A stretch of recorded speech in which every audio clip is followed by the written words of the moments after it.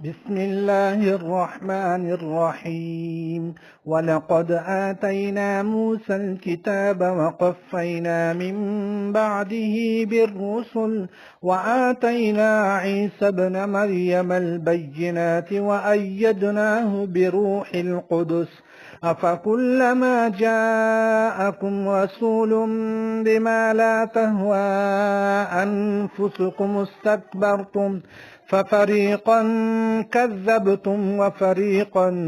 تقتلون وقالوا قلوبنا غلف بل لعنهم الله بكفرهم فقليلا ما يؤمنون ولما جاءهم كتاب من عند الله مصدق لما معهم وكانوا من قبل يستفتحون على الذين كفروا